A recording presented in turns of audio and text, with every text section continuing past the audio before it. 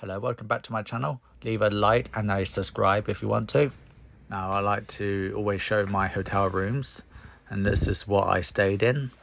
It was a few $100s. I can't remember It's a really, bloody light.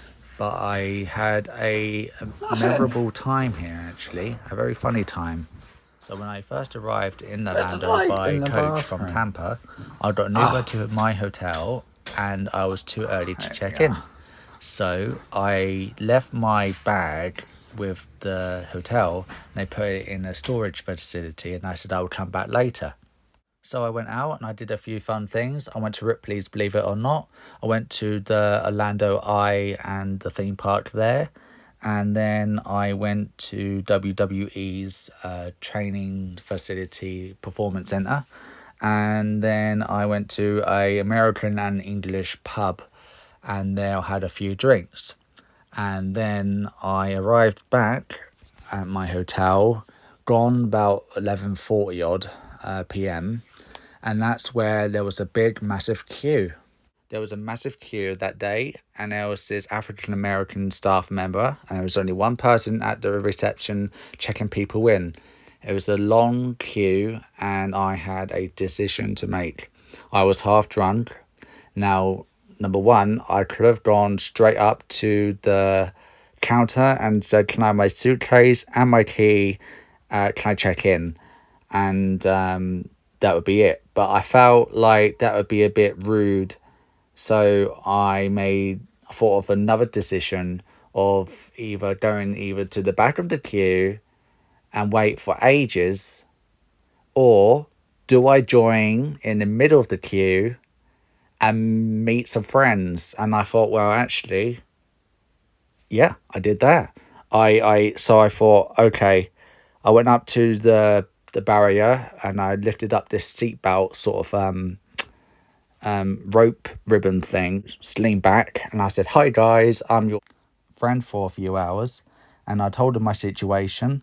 I said either I could go up to the front like an asshole, and I literally said that word, and then check in, get my bag, suitcase, and off I go. And then you'd have all these people waiting for hours, or I don't know, however long, and I just feel like an absolute asshole. Or do I go to the back of the queue? And I thought, well, why do that? They've already got my suitcase. I'm halfway there. I might as well join halfway through the queue and meet you guys. So I met John and his wife and his sister. No, not his. I think it was his wife's sister-in-law or friend. Anyway, and they look similar. And yeah, they were great people. They had no choice to be my friend. And anyway, I entertained them with my jokes, my sense of humor. I told them stories of meeting Hulk Hogan in Clearwater, is Hogan's hangout, and I wiggled my ears and did my little fun magic, and I think I made my leg disappear with my jacket, and yeah, just told him so many jokes that I know are top off my head. Like, why did what the wig walks into a bar and orders a whiskey. The barman says, "No, I won't see over you. You're already off your head."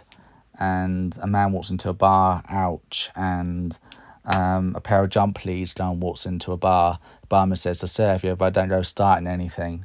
And it gets better than that, but I did warn them that we're all awful, and I just told so many jokes as possible, and I think they just liked my accent and laughed, and they thought I was hilarious, absolutely hilarious, and I had a great time. As the queue went by, there was a moment of putting my backpack on the floor, and because I wanted to bloody have it on my back for over an hour. I don't know how long we were in the queue, and it seems a long time, but I made time go a little bit for fast because it was entertaining people, and the queue went forward, and I kicked my backpack across the floor, and it hit this guy's leg, and that was just so funny to John and his wife, and it was I found it a bit funny, and also I was like, oops. I didn't mean to hit that man's leg.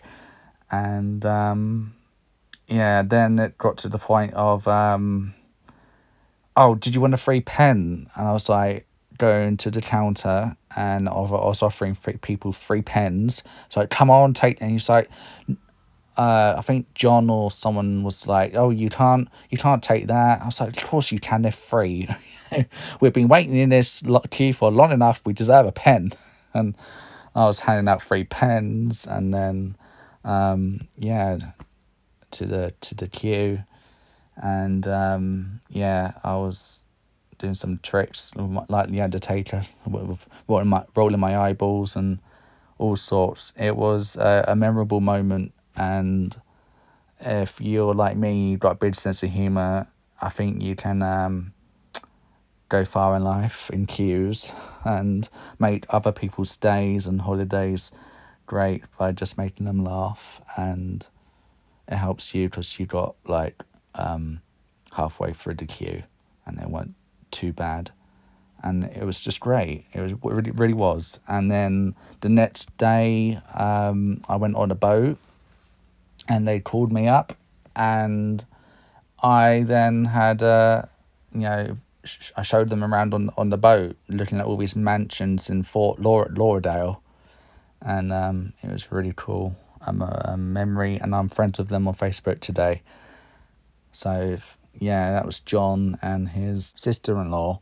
If not, it was his wife's friend, and they were lovely people. And I think they came from Ohio or something. And God bless them. And they've been an absolute joy and a good memory to have. And God bless them and America. What happened to the brick? It got laid.